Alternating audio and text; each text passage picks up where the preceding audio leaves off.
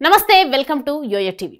తెలంగాణ రాష్ట్రంలో కేసీఆర్ హయాంలో పూర్తయిన ప్రాజెక్టులలో అతి పెద్దది కాళేశ్వరం. ఆ సమయంలో తానే అపర భగీరథుడనంటూ మాజీ సీఎం కేసీఆర్ గర్వంగా రొమ్ము విరుచుకొని చెప్పుకున్నారు.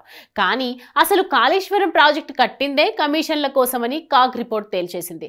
అడుగడుగున అంచనాలు పెంచడం, అందిన కాడికి దోచుకోవడం, ఇదే పద్ధతిలో సాగింది కాళేశ్వరం ప్రాజెక్టు నిర్మాణమని కాగ్ రిపోర్టులో పేర్కొంది. మేఘా ఇంజనీరింగ్, L&T, నవయుగ కంపెనీలకు భారీగా ముఠజెప్పినట్లు కాగ్ రిపోర్టులో తేలిపోయింది. ఈ మూడు కంపెనీలకు దాదాపు 7,500 కోట్ల లబ్ధి చేకూర్చారని కాగ్ తెలిపింది. ఈ ప్రాజెక్టు విలువ కేవలం 80,000 కోట్లు మాత్రమే అంటూ ఇన్నాళ్లు బాకా ఊదుతున్న బీఆర్ఎస్ కు స్ట్రాంగ్ కౌంటర్ ఇచ్చింది కాగ్. ఈ ప్రాజెక్టు విలువ అక్షరాల 1,51,000 కోట్లకు పైనే అని తేల్చేసింది.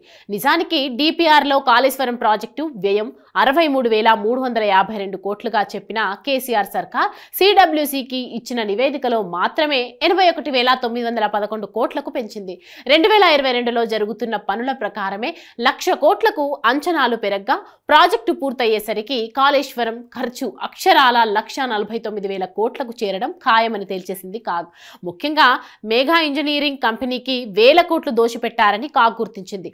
ఇవ్వాల్సిన దానికంటే ఏకంగా 5,188 కోట్ల అదనపు చెల్లింపులు చేసింది బీఆర్ఎస్ సర్కార్. ఇదంతా కేవలం 4 ప్యాకేజీల పనుల్లోనే తేలిన లెక్కలు. మరో 17 ప్యాకేజీల చెల్లింపుల లెక్కలు తేలాల్సి ఉంది. 2022లో కాగ్ కు 13 ప్యాకేజీల ఇన్వాయిస్లు ఇవ్వలేదు బీఆర్ఎస్ సర్కార్.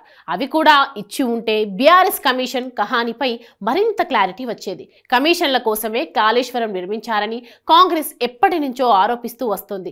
ఇప్పుడు ఈ ఆరోపణలకు బలం చేకూర్చేలా ఉంది కాగ్ నివేదిక. అంతేకాదు, చేయాల్సిన పనులు తగ్గినా ప్రాజెక్టు అంచనాలు, చెల్లింపులు ఏమాత్రం తగ్గకపోవడం ఇక్కడ విశేషమని చెప్పాలి. పంపులు, మోటార్ల కొనుగోళ్లలో అంచనాలు అమాంతం పెరగడంపై అనేక సందేహాలున్నాయి. BHEL కు పంపులకు కాంట్రాక్టర్ చెల్లించింది కేవలం 1,686 కోట్లు కాగా కాంట్రాక్టర్ మాత్రం ప్రభుత్వం నుంచి 7,217 కోట్లు వసూలు చేశారు. ఒక్క మోటార్ల సరఫరాలోనే 5,188.43 కోట్లు దోచేసింది కాంట్రాక్ట్ సంస్థ. ప్రైస్ అడ్జస్ట్మెంట్ లో కూడా 1,343 కోట్ల లబ్ధి పొందారని కాగ్ గుర్తించింది. అంతేకాదు, దోపిడీ ఏ విధంగా సాగిందో కూడా కాగ్ తన రిపోర్ట్లో తెలిపింది. ప్యాకేజ్ 18 పనుల్లో ప్రభుత్వం టన్నెల్ పొడవును తగ్గించింది. పొడవు తగ్గినప్పుడు ఆటోమేటిక్ గా నిర్మాణ వ్యయం కూడా తగ్గుతుంది. కానీ అలా జరగలేదు. ముందుగా అంచనా వ్యయానికి తగ్గట్టుగానే చెల్లింపులు చేసింది. దీంతో కాంట్రాక్టు సంస్థకు 94.32 కోట్లు లబ్ధి చేకూరింది. ప్యాకేజ్ 17 పనుల్లో కూడా 50 కోట్ల అదనపు చెల్లింపులు జరిగాయి.